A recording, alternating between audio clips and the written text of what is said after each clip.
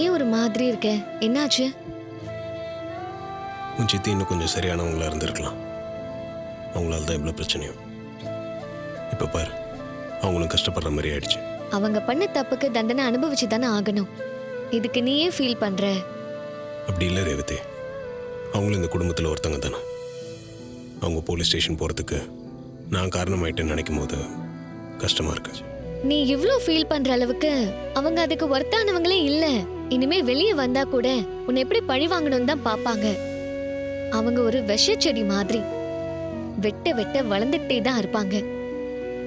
அவங்கள பத்தி பேசுறத விட்டுட்டு இனிமே நம்மள பத்தியும் நம்ம வாழ்க்கைய பத்தியும் யோசிப்போம். அவங்க விஷயத்தில் நான் பொறுமையாக தான் இருந்திருக்கேன்.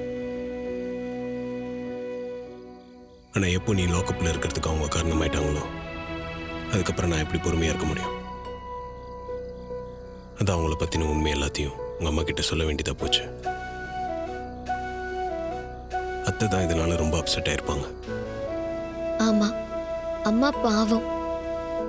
சித்தி இப்படி எல்லாம் மோசமா இருப்பாங்கன்னு அவங்க கொஞ்சம் கூட நினைச்சு பார்த்திருக்க மாட்டாங்க. ஒருத்தர் மேல நம்ம ரொம்ப அன்பு, பாசம், நம்பிக்கை எல்லாம் வச்சிருந்த பின்னாடி அதை உடைக்கிற மாதிரி அவங்க நடந்துக்கிட்டா எவ்வளவு வலி வேதனை இருக்கும். அதான் அம்மாவுக்கு இப்ப ஆயிருக்கு. மனசளவுல ரொம்ப உடைஞ்சு போயிட்டாங்க. எல்லா விஷயத்திலயும் ரொம்ப விவரமா தெளிவா இருக்கிறவங்க சித்தி விஷயத்துல மட்டும் ரொம்ப பலவீனமா இருந்துட்டாங்க.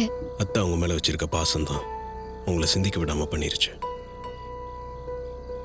இல்லைன்னா அத்தைக்கு அவங்கள பத்தி எப்போ தெரிஞ்சிருக்கும். உண்மைதான்.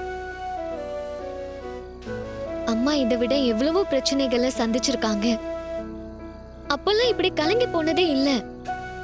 சித்தி பண்ண துரோகத்தை அவங்களால தாங்கிக்கவே முடியல. அவங்க அம்மா படத்துக்கு முன்னாடி நின்னு கண் கலங்கி பேசிட்டு இருந்தாங்க.